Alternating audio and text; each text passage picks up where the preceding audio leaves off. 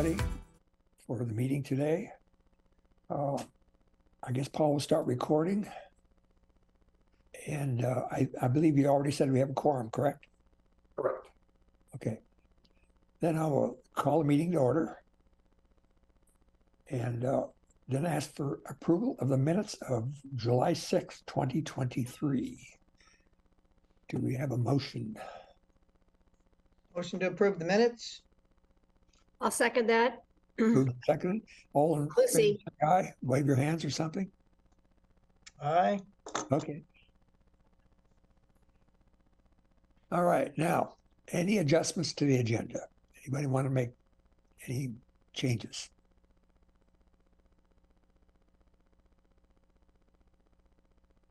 There are any announcements for the committee from the members? We have a very quiet group. Okay. Nancy, are you raising your hand? I am. Okay. The only announcement I would like to make is a thanks, a shout out to a couple of different groups on this meeting, Vidal and Mark and many ODOT staff members as well as Commissioner Buck for coming to Coburg to talk about transportation issues, possible solutions.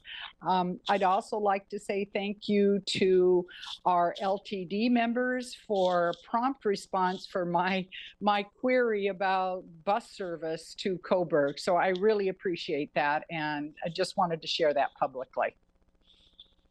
All right. Anybody else? Don't see any hands, more hands there. Okay, then I will move on to comments from the audience. Are there anybody on Zoom that you see, Paul, that may want to say something? Chair, no, at this time I don't see anybody who's not staff or a member, and nobody raising their hand. Okay, then I will move on. We're talking about changing the bylaws for Coburg. I guess we've read that, changes to the bylaws. And you want to introduce the agenda item, Paul?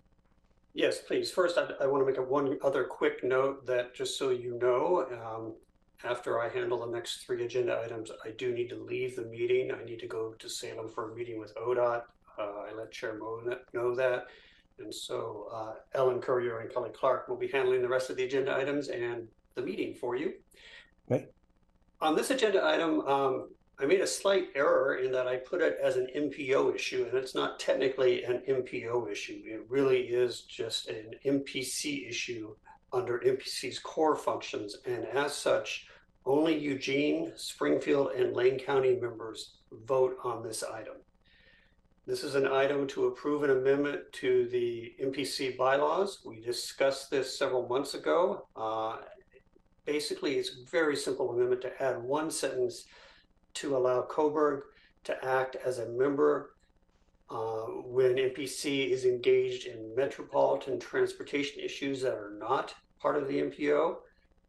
Specifically in this case, we're doing this so that Coburg can serve as part of the governance structure that you also indicated approval for to address the state climate-friendly and equitable communities work that we'll be undertaking. So again, we discussed this back earlier, and if there's any questions, I'd be happy to answer them, but we're looking for a motion and approval of this amendment. It looks pretty simple. Section 3B, so City of Coburg shall appoint an elected or appointed official from that jurisdiction to serve as a voting member. That's what we're. Lucy Venice, I move that we approve this amendment to the bylaws. Do you have a second? Okay, moved and seconded. All in favor, say aye. Aye. See all kinds of hands. Okay, done. Coburg, you're part of us now. Yay.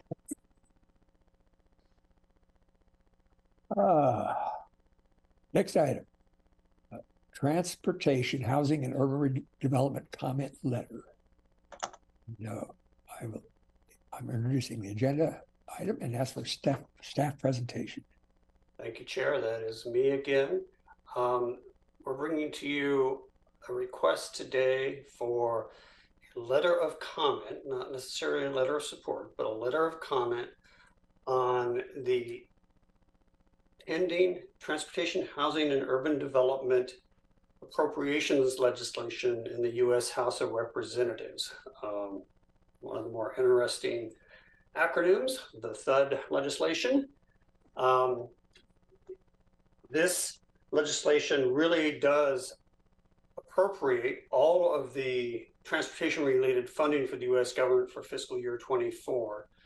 As you're no doubt aware, there's been some issues with that over the past month or more, and although they're now under a current or a continuing resolution for general funding, the Congress still needs to appropriate specific funding for all of these agencies.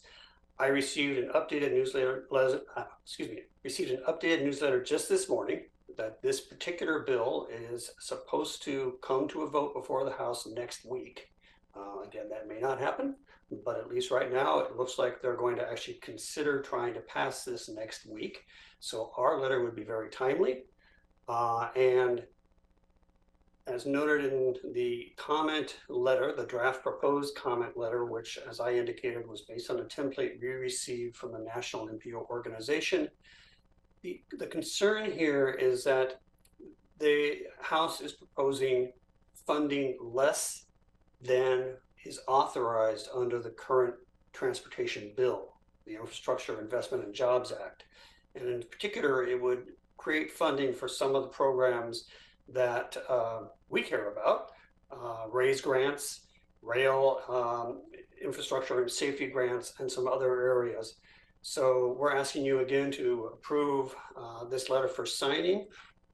If there's any changes to the draft letter, I'd be happy to make those before we have Chair Most sign them. And then the last thing I'll say real quick is that while you can see it is addressed to 4 members of the House of Representatives, all need to change the first addressee. That person is no longer speaker. No longer speaker. And I realized that at the end of the letter, I will add as CCs our representatives, so that they receive a copy. That's all. So, discussion of this letter. I just have a question. Yes, ma'am. Just thinking about our delegation. So have you spoken to our delegation about this? I have not spoken to our delegation about this. What I do know is that, and I don't know if I put this I did not put this in the cover memo. So one thing I can mention is that the way these appropriations bills work often is that the House and the Senate create their own versions. And then of course they have to come to conference and try to come to some compromise. The Senate has already unanimously passed out of committee their version of the transportation appropriations bill, which keeps all of the funding whole. And that included some of our members weighing in on that.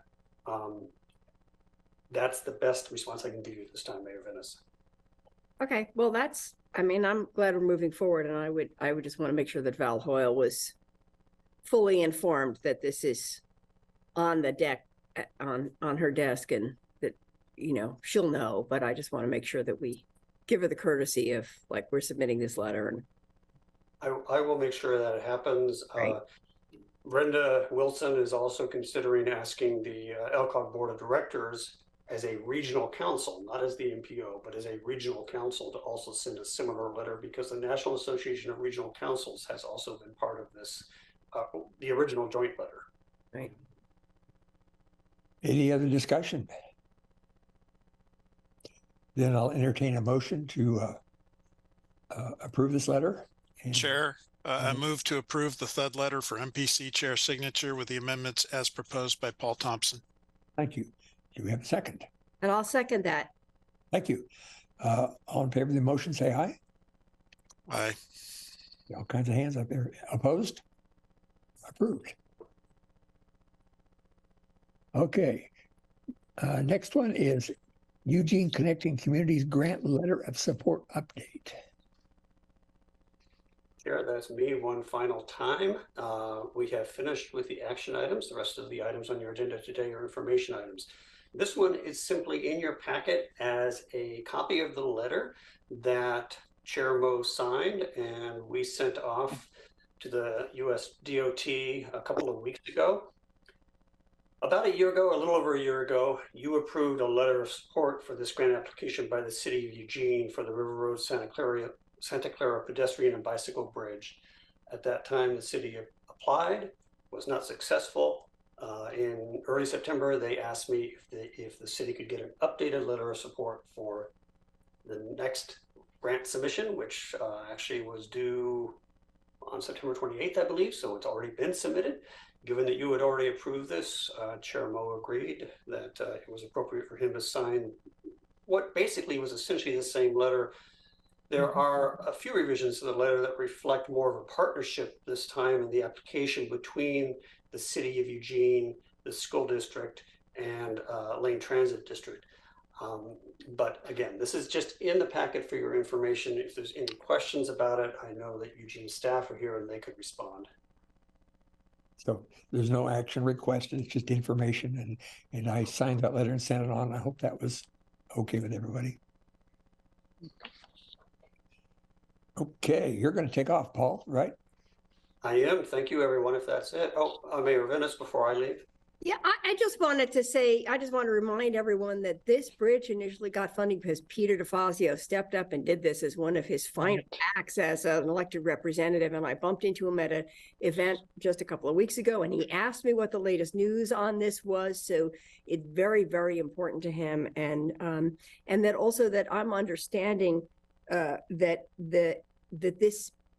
where our initial request was just about the bridge, because it was just a capital request, that this one does expand that and enable us to do some planning, particularly for Bethel, who are interested in this sort of same concern. So it's an even better opportunity than it was the first time around. And so I'm just happy that we're submitting this letter. And thank you, Chair Mo, for signing it and getting it out the door. Thank you. Anybody else here? The rest of our items are just informational, by the way, so no more action items. Next one will be MPO promotion. Okay, let me read this here. MPO promoting resilient operations for transportive, efficient, cost-saving transportation grant program letter support update. Okay. Hi, and thank you. I'm Kelly Clark, a Principal Transportation Planner with the MPO, and here to present with Cassidy. And Cassidy, if you could introduce yourself. It's a long sentence, by the way. It's a mouthful. Good afternoon, everyone. My name is Cassidy Mills. I am an engineer associate with the transportation planning team at Lane County Public Works. And we have a little PowerPoint to share here. Let's see if I can get the right one up. Okay, is that visible for you all? Okay, so in July, MPC supported signing a letter of support for the Central Line MPO and Lane County's application to that long acronym, the Promoting Resilient Operations for Transformative, Efficient, and Cost-Saving Transportation, or the PROTECT grant program. It's a funding source that's made available by the Infrastructure and Jobs Act, the IJA Act. And MPC asked us to return to share the details of the application that we submitted. And so we're here to do so today. And the project that we scoped in our application is called Resilient Lane. So our project proposal is for a robust, equity-focused, data-driven joint planning effort to understand and address multimodal transportation networks' vulnerability to hazards. The project will complement and support and advance resilience planning work already occurring across the region and throughout the state, with a focus on the surface transportation system, which is kind of a gap at the county's level of planning work. And the hazards that we're referring to are natural hazards like earthquakes, wildfires, flooding, and then climate change impacts. And those are all embedded into the NOFO. So we made sure that we were addressing those. The NOFO is the Notice of Funding Opportunity. So the Protect Discretionary Grant Program, just as an overview, aims to reduce damage and disruption to the transportation system, and improve the safety of the traveling public, and improve equity by addressing the needs of disadvantaged communities that are often most vulnerable to hazards. And so we work to address those themes in our application as well. And regional coordination is the key to our success here. And so on that note, I'm going to pass to Cassidy for the remainder of the presentation. Thank you, Kelly. As Kelly touched on, the success of Resilient Lane hinges on the strength of partnership and collaboration between the CLMPO, Lane County, and partners. The CLMPO and Lane County comprise Resilient Lane's project management team, contributing staff level expertise for transportation, climate and hazard mitigation planning, health, engineering data, as well as GIS support and community engagement. To actualize this work, the project management team will convene 3 advisory and decision-making groups to meet specific project needs. This will include an equity advisory group, a jurisdiction work group, and a technical resource group. The convening of these work groups will help establish long-term collaborative processes to break down silos amongst disciplines and work across jurisdictional boundaries. Project partners will represent multiple agencies from local, state, and federal levels, encompassing both rural and urban areas to ensure consistency and coordination across boundaries. This approach recognizes the interplay between rural and urban communities and takes a systems approach, so no community is isolated from this planning effort. Next slide, please. Transportation system resilience is dependent upon a comprehensive county-wide planning effort to support mobility of residents as well as the traveling public following a natural hazard or disaster. Resilient Lane has identified 6 connective components to support this work. And so the project scope encompasses conducting an all hazards system level vulnerability assessment of the surface transportation network, planning for and designating emergency transportation routes, developing a nature-based solution strategy, establishing prioritized local resilience project lists and bringing top prioritized projects to 30% design, creating a Lane County specific resilience data visualizer tool, and developing a coordinated resilience improvement plan that covers both the MPO and rural areas and meets federal requirements. The total Resilient Lane project budget is $5.3 million. As a planning grant, the full project budget is covered by Protect discretionary funds. The budget's broken down by project component and will cover costs associated with personnel, supplies, mileage, and compensation for community engagement. As mentioned in the previous slide, stakeholder groups and the public will be engaged throughout each project component to help set priorities, add valuable qualitative input, and help vet and refine results. Now, this work has a strong foundation in plans at the local and state and federal levels. Locally, Resilient Lane will fill the identified gaps in resilience planning in the CLMPO region and Lane County by advancing regional goals and objectives focused on transportation resilience and equity contained in the plans listed here, which include the CLMPO's 2045 RTP, the City of Eugene's Community Action Plan, Lane County, as well as Eugene Springfield's multi-jurisdictional natural hazard mitigation plan, and LTD's coordinated public transit human services transportation. Now, if we're awarded, the benefits of Resilient Lane will be substantial. Lane County is vulnerable to numerous and potentially concurrent natural hazards, such as earthquakes, tsunamis, and wildfires. And so this planning work will better position the region to respond to these disasters by supporting the region's economic vitality, improving safety on our roadways, and advancing equity for decades to come. Economically, this work will create more certainty for businesses within Lane County and aid in the flow of commerce by improving freight connections and bridging service gaps in rural areas. Regarding equity, many of the residents most vulnerable to hazards are those who have been unjustly disadvantaged by social conditions.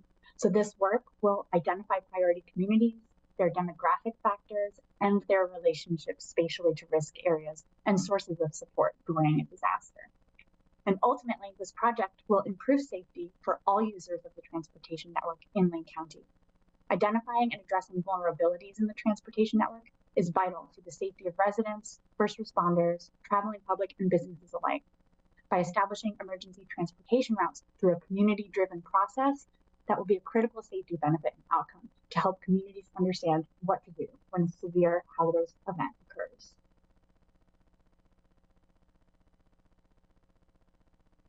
So we've touched on this in previous slides, but it's important to stress that each component of Resilient Lane will have outcomes that benefit people traveling to, from, and throughout Lane County, with a particular emphasis on equitable outcomes for historically excluded communities. 28 census tracts in Lane County, 25 of which are within the CLMPO area, are considered historically excluded communities. This designation includes low-income communities, communities of color, elderly populations, and people with disabilities. The Equity Advisory Group mentioned earlier in this presentation will comprise of representatives from community-based organizations and the community at large, and play an ongoing role in shaping Resilient Lane.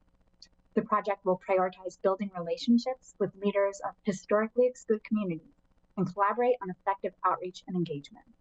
Project components will also seek to establish and grow connections, respect sovereign nations, and elevate tribal priorities. All of this shall be at the direction of and in service to the tribes. These collective efforts will support long-term relationship building across these historically excluded communities throughout Lane County. And it's this long-term relationship building that's paramount to the success of resilient planning, and it's interwoven through each element of Resilient Lane's scope. In addition to the ongoing participation of the Equity Advisory Group, the first step of each project component will be to develop a public engagement plan and engagement goals guided by the Equity Advisory Group. These efforts will be designed to represent a diverse range of community perspectives and geographic distribution, and employ a range of strategies to meet people where they are, including setting up meetings and events in their home communities throughout Lane County and offering opportunities for public involvement virtually. This approach is intended to strengthen and build relationships with tribes, the community, and stakeholders that will last beyond the end of this project as resiliency efforts in CLMPO and Lane County continue. Again, on behalf of Lane County and the CLMPO, we want to thank you for your time today and for supporting this resilience planning grant effort. While we don't currently have a timeline for when we expect awards to be announced, staff will keep the MPC informed when we learn more. Thank you. Okay. Does any have any discussion or questions about this presentation? Did a good job. Mr. Van Gordon? So I guess when I look at this, is this going to be like the Livability Consortium when after the grant closes, I guess the brand, the process, the hierarchy is going to stay around? The question? So when the work product, when the time span for this work finishes, is Resilient Lane going to be a thing that is, around local governments from now on? Are we standing up on sort of a new governmental function here?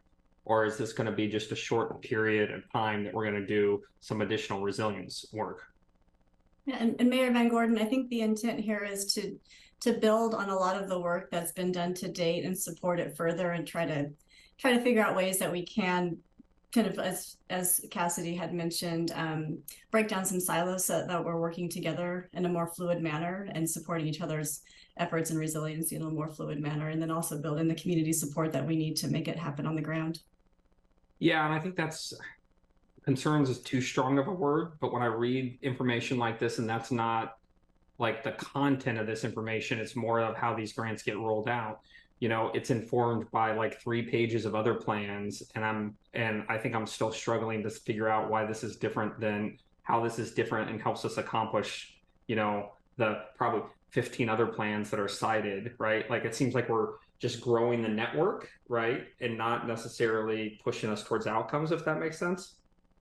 Yeah, I appreciate the perspective. I think that the unique thing about this project is that it is focused on the surface transportation network, which we haven't done in a holistic manner yet. And that's been an identified gap in the county's planning work. And so that's where the focus of this funding will go, is like, where are the vulnerabilities in this surface transportation network? And what can we do to address them? And then bring a few of the higher need projects to a 30% design. And the goal is to really at the end of the day, get funding for these projects so we can build the network out. But we need those fundings and we need the partnerships and the collaboration as well. So I think it's all of those pieces that work together. And that would be and I think that's, I've got a really specific piece of feedback here, but I think that's the push that I'm looking for the next time around here is how, additional planning work is good as long as it helps us achieve the outcomes that we've identified in other policy platforms that we have, opposed to another plan. Yeah, point well taken. Thank you. And the only other specific feedback I have is around the data visualization tool. When I read that, and again, local governments are getting very much into data visualization today, which is really cool. Just, I guess, be aware that if we're leaving a tool out there long term, right, like especially one that talks about populations and demographics, right? I'm thinking about every other conversation that we have that cites population and demographics, and trying to make sure that we're having a consistent message around sort of the data facts that we put out there, so that we don't confuse other conversations, if that makes sense. Because if you choose a definition that's sort of different than the human services people, that is different than the census people, right? We could, instead of bringing clarity to our regional data, we can bring more confusion. Absolutely. Thank you. Thank you. Mr. Groves. Thank you, Chair. I just wanted to caution us on anything that puts prescribed emergency evacuation routes in place, that those are very situational and based on a lot of variables. For example, large seismic event, we don't want to send people down pathways that are blocked in a wildland fire. Basically we need to know the fire behavior, location, wind direction, and a lot of those decisions are made on the fly and then sent out over emergency notification networks, just because conditions change and you can be sending people right into the mouth of the fire. So just want to caution on that piece. Make sure there's flexibility built into your plan. Absolutely. And coordination with our emergency management responders will be important to this work. You mentioned that, Randy. It reminds me of some of the things that happened in Maui. That fire. A lot of people got headed right into that. Oh, that's terrible. Yep.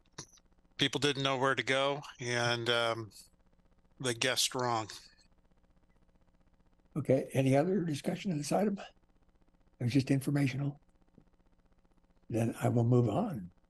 The Link Lane Transit Development Plan.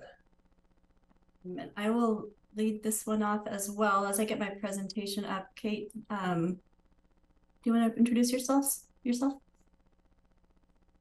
Hi, everyone. I am Kate Wilson. I'm a senior planner. It's kind of hard to hear, Kate. I don't know if it's just me or... Is that better? No. Is that okay? I am a senior planner here from LCOG, and I co-manage the Link Lane with Kelly.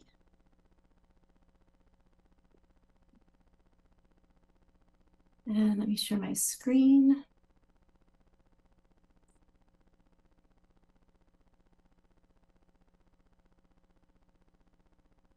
And we just wanted an opportunity to share some of what we've been working on with Link Lane with you today. Link Lane is a rural transit service that LCOG, the Lane Council of Government, manages.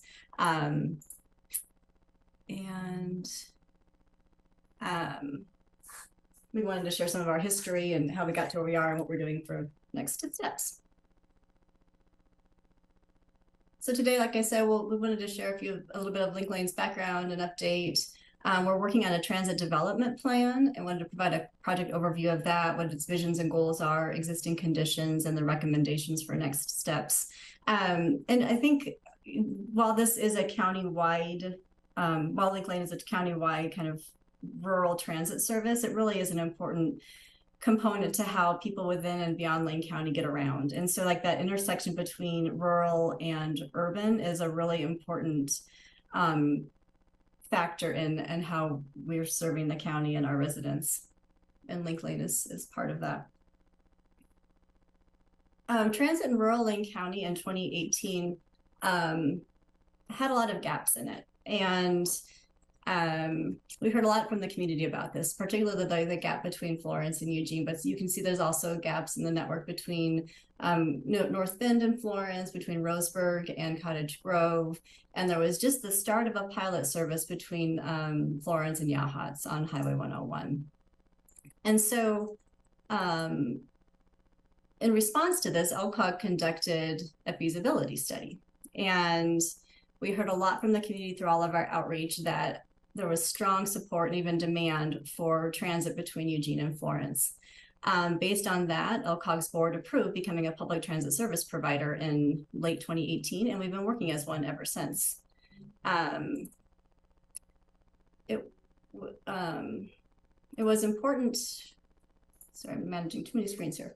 It was important for us to develop branding and messaging early on, and so you can see examples of that here. Our initial branding focused on being a connector that is easy, fun, friendly, reliable, and accommodating, and we have worked to sustain this ever since. This is the message on our website. These are our buses, particularly the one on the bottom right here. You can see our branding is very unique, and you're not going to miss it coming or bus coming your way. Currently, we have 2 routes and are starting up a 3rd service. So I'll go over those quickly here. The first route is the Eugene to Florence connector. And this route connects Eugene and Florence on Highway 126. It runs twice per day, 7 days a week, except for on major holidays. And we try to keep it affordable for all riders. It's a one-way ticket for the entire route one way, and $1 for a one-way ticket between Mapleton and Florence.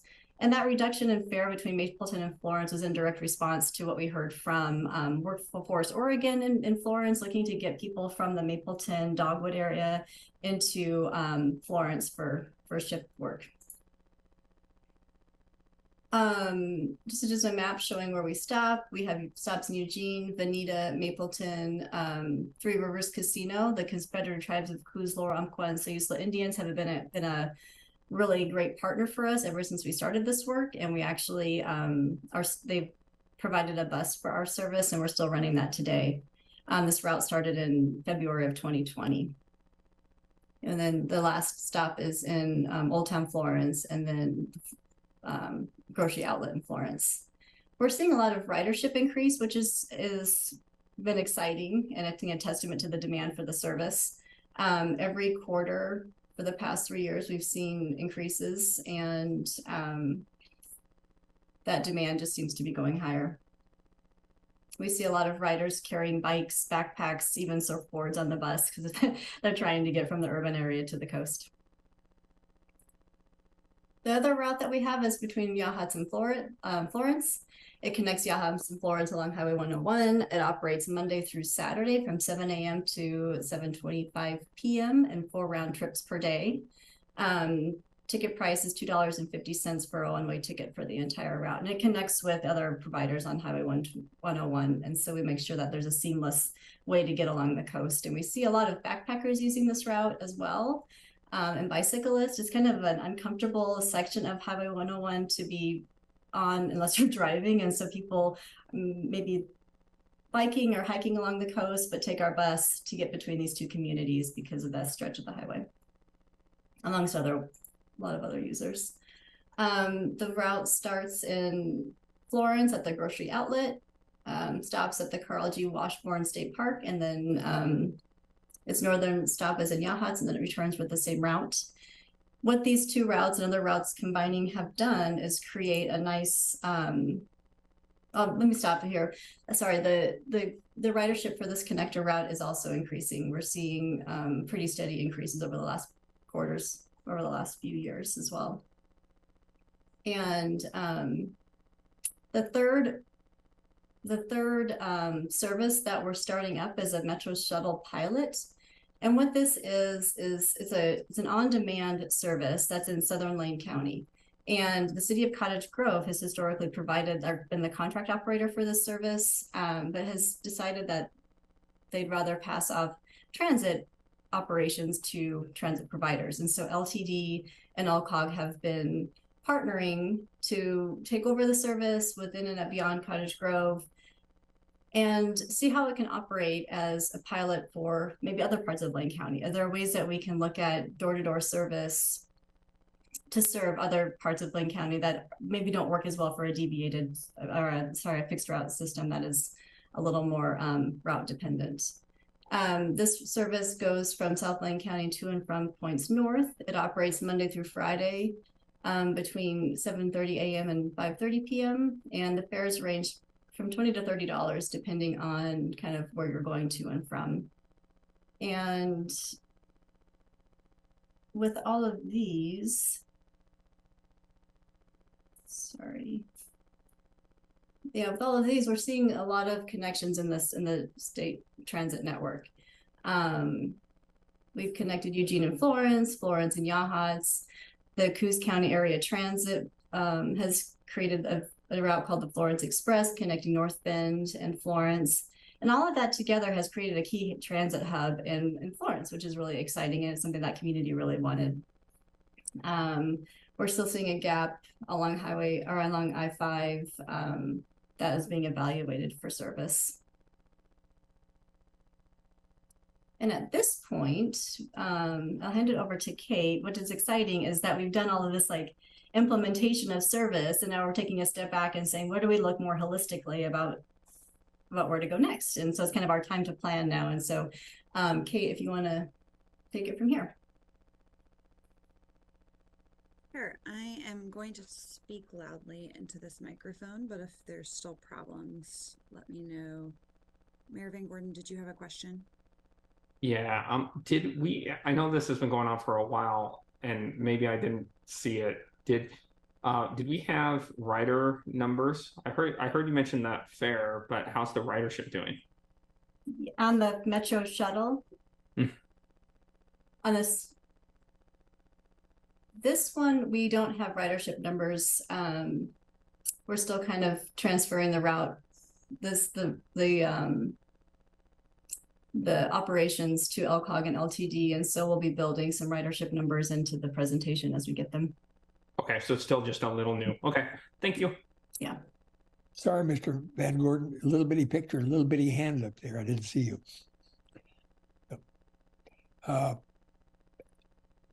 Any other discussion on this item? Kate had a few talking points here about where we're going next, if we may. Okay, because it looks like quite a program coming up. Yep. So we have, as Kelly mentioned, we are now working. We received a TGM grant to do a transit development plan for Link Lane. So we kicked this off in 2022 and have been working on it the last year. Kelly, if you can, I think you're still controlling the slides. You can go to the next one. So with this plan, we are really starting to look and say, we need some strategic guidance on what the Link Lane long-term plans are. So this plan gives us guidance on what our services and routes will look like, what our stops and facilities will look like, and how we will be coordinating to provide rider tools for convenience. The TDP, I'll walk through each of these, but we've been working on this, like I said, for the last year, and really using this kind of different checking out to look at what are our visions and goals, what does it look like now here in Lane County, what's happening around the country and even around the world in terms of transit innovations, and then what are our needs here in our community locally in the rural communities, and then what will we be able to provide with the constraints that we have. So as part of this program, we kicked off and we have a project advisory committee that's been meeting regularly since the beginning. I think maybe we met as early as late last winter. We have had several different outreach events that I'll talk about in a moment. We've started to look at what improvements are potential options for us. Just this summer, we started to look at an alternatives package, and then we're hoping to actually adopt the plan at the end of this year.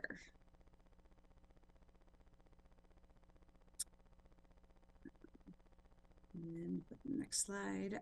For our outreach activities, we have been really excited. I think we have learned through our whole process since LCOG first became interested in running rural transit is that we have a really active community that is interested in rural transit. So we've completed 2 outreach events, which consisted in both having an online survey go out and then also doing online Zoom meetings to gauge participation. Our first outreach event was really focused on what our community needs, what their needs are, what their goals are. And then our second outreach was really focused on which of these service options are really viable. We had over 200 participants with our first round of outreach, and we had over 160 participants with our second round of outreach that we were really excited about. We also will plan to do one final round of outreach once we actually present the plan to say, we heard you, is this in line with what you were expecting to see from us, community?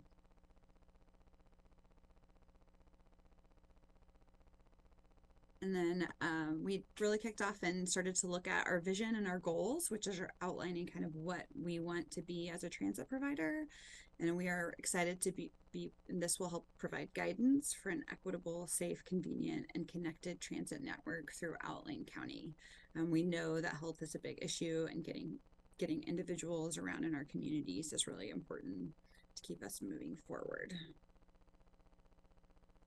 Then we developed 5 key goals that are guiding this to prioritize equity, health, and safety, increase mobility and connectivity, promote funding stability, foster environmental sustainability, and improve coordination and communication, which has been really a key thing that we've learned as we've been a rural transit provider. We looked at what our existing conditions are today, and right now you can see here in Lane County we do have quite a bit of, you can see the number of providers that we have below. We have a lot of different dispersed transit providers. In the center here you can see that this is the LTD service hub, and you can see what their boundary is, and we at Link Lane are really trying to figure out how we can help connect the rural communities and outlying communities into the bigger LTD network, and how we can partner with them through this. There are many services that we've been excited to work with ODOT on and they've been a really great partner for us. You know, there's other private partners that are going to other regions of the state that we're excited to connect with as well. And then here's a list that kind of also shows sort of all the different players that are working in transit here in Lane County. And we're saying, okay, what exists here today? How can we not duplicate service, but instead support other services? Where are there gaps right now? And then what are the demographic travel conditions now that are happening? And then also what's going to be the supply? What are the market trends for travel right now, which is an interesting time to be looking at this as we're still in the post-COVID world. As we continued to look at this, we looked at what our needs were. You know, we know right now that we need to have more connectivity and frequency of rural routes. Some of our routes don't run on Sundays. There's a lack of evening services for some portions of the routes. There's a limited number of trips that we can provide, and we're still really trying to look at how we connect better regionally so that people don't get into Eugene and then have to wait multiple hours to go maybe up to Portland or over to Bend. Then we also wanted to look at what are underserved areas and populations. We know that there's probably more service that's needed in certain parts of the county, and we wanted to really think about how we can serve them now. We also are looking to see where there's anticipated growth in the county and what services will be needed down the road. And then finally, we wanted to look at improved technology, fare payment, and rider comfort. Right now, we're excited that we will have fare reciprocity at some point, that we will have maybe one connected system for fares across all of Lane County, but we don't have that right now.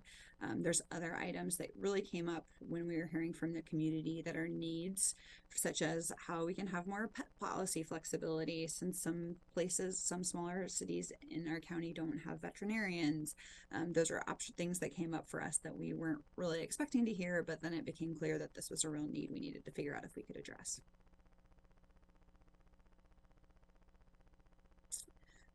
So we started to look, and now we have just recently been looking at what our actual service recommendations are for our existing service, and then also what other services are needed. So now we have seen that there is a real need and a desire for more weekday frequency on both of our routes. There's also more increased weekend frequency as well, particularly Florence to Yachats, which doesn't currently have a Sunday service. We've also heard that there is a need for more weekend frequency as well, especially as people are coming back from the coast. You know, they might go out on Friday, and we want to make sure they can come back in the evenings if needed.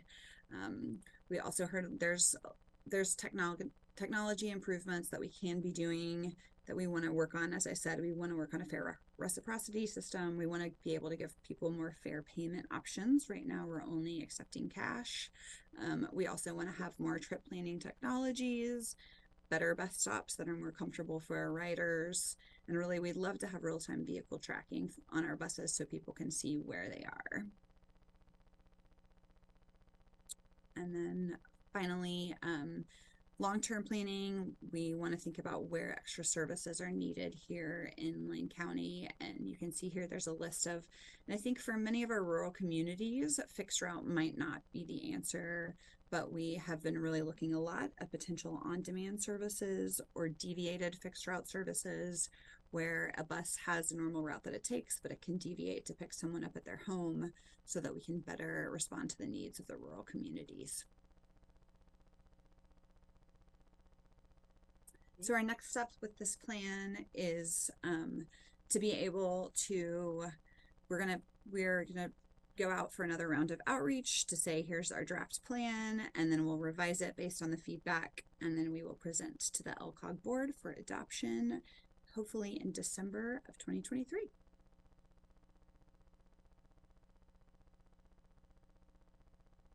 We're back. Any questions at this time? Oh, Mayor Dennis? Yeah, thank you, Chair. And I just, first of all, I just really want to thank you for this report, because it was just really interesting and very hopeful and very exciting. So it just feels like terrific work to be connecting some of those outlying communities. It followed on the heels of the Protect report, which you had a map of areas that were underserved. And so I guess at some point it would be interesting, maybe for this whole body, to see like the overlay, like of what you're acknowledging in terms of resiliency is underserved, and then what you're actually doing in terms of increasing services. And I mean, it looks to me like it kind of matches up, but it would be interesting to see those two maps together, since you're addressing both this underserved populations in both cases. All right. Anybody else? Thank you for those comments. I'll move on to our next agenda item, which is Transportation Options Program updates. That's me. Let me just share my screen. I feel like the last couple of times I've attempted to share my screen, it hasn't worked, but this could be my lucky day.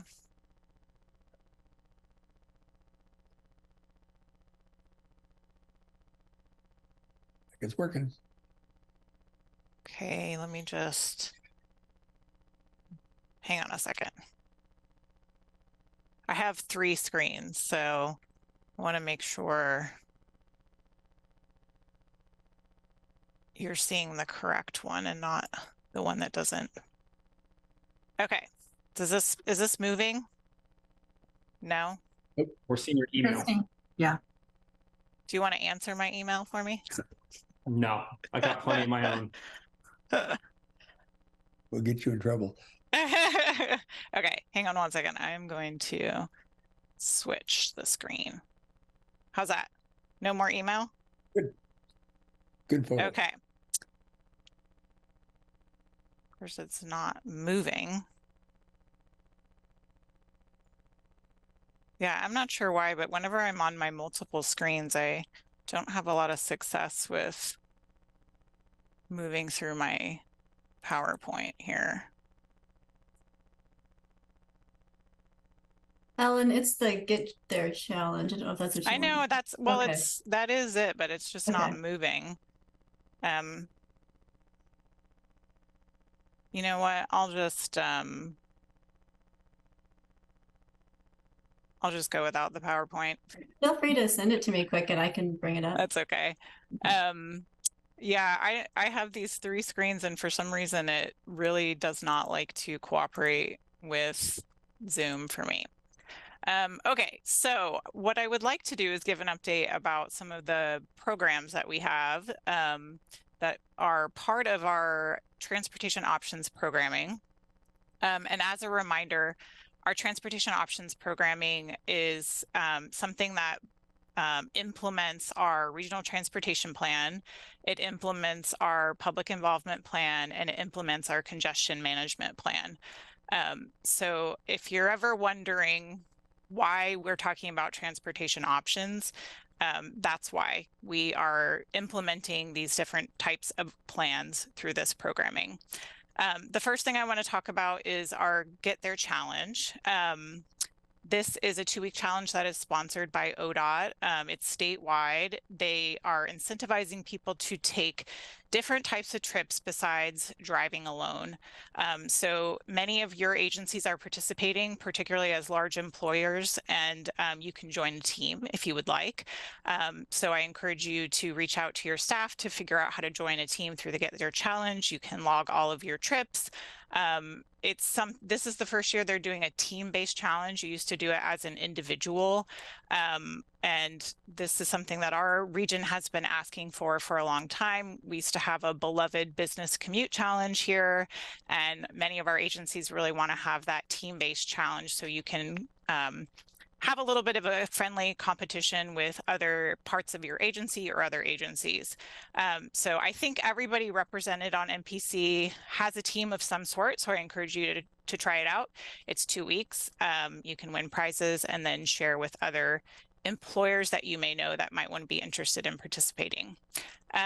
The second thing I want to talk about is Walktober. This is something that we conceived of after the success of May is Bike Month. Many of you have participated in May is Bike Month. We wanted to highlight a different mode. The fall is a great time to get out and walk in our community. So we have branded this as Walktober. And it also ties into some of our other programming, including the Get There Challenge, and our Safe Routes to School program has Walk and Roll in October. So it's essentially a compilation of lots of different walks that you can do. Some of them are do it yourself, some of them are guided, so you can join a walk and learn about things in Lane County. We also have something called Coffee Shop Hop. There's I think 10 coffee shops that are participating. You can go around, walk to one of those coffee shops, collect a passport, and enter into a raffle. This is a great way to partner with our local businesses. So they're promoting transportation options and we're supporting our local businesses. So it's really fun to have so many people participating. This is in Eugene and Springfield only, but so kind of based in the MPO area. And then finally, I'll talk about Be Safe, Be Seen. This is something that we've been doing for many years. It's also an ODOT sponsored program. It's countywide distribution of free lights and reflective material to encourage people that are out walking and biking in our darker months to be seen. So this is a team effort between MPO staff, city staff, Safe Routes to School. We've been coordinating on light distributions throughout the community starting in August. This month we'll be out at a lot of different places. You'll see us at the LTD Springfield station, some school events. There's an Oak Ridge Community Farmers Market this Friday that we'll be at. And then one thing I wanted to highlight about the last couple of years of Be Safe, Be Seen is staff have really made an effort to work with community-based organizations. So I think in the past, we'd just kind of gone out and sort of distributed to whoever wanted them. We're being much more strategic about reaching out to specific community-based organizations, working with people that would not have access to these materials otherwise. So sorry, my images didn't work. I think I covered most of the material without the photos. And I'll put some links in the chat for websites where you can find more information about any of those programs. And happy to take questions if anyone has any. You did a good job of describing your visuals. I think it's just, you know, a test to learn how to not have a PowerPoint. That's what my computer's doing for me. Thank you very much. Any questions here at this point? Well, Yes. I have a question, Chairman Mo. So Ellen, you mentioned that this was just Eugene Springfield. How would Coburg get involved with that? So just to clarify, just the coffee shop hop part is just in Eugene and Springfield. The other programs are Lane County wide. Okay. But if you know of a coffee shop in Coburg that wants to participate, let me know. I think it's really just been based on who's been responsive to our requests, but we'd love to have Coburg involved as well. Okay. But all the other things, Be Safe, Be Seen is Lane County wide, Get There is Lane County wide. Walktober, there's lots of different events happening all over the county. Okay. I just need to get better informed, obviously. Thank or you. we just need to go to Coburg and get the coffee shops involved. Yeah, well, there are several coffee shops now. So yeah, that'd be great. Yeah, that would be great. You are an excellent supporter of Coburg. I try. Yeah, that's your job. Anyway, let's see. Transportation options, program updates. Somebody from That's the one we just did, I think. okay, I thought I had scratched off. Sorry about that. Questions and discussion by MPC members. Anything else we need to talk about?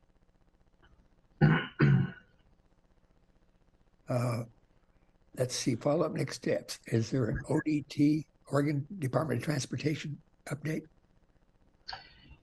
Yes, thank you, Chair Mo. I'm Bill Johnston, substituting for Vidal today. He had another commitment. You may be aware ODOT is in the process of recruiting for a new Region 2 manager. Sonny Chickering, who's been around for a number of years, has retired.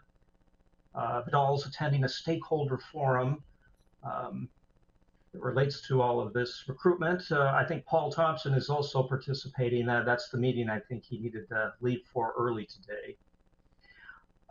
The other update I have for you relates to the STIP.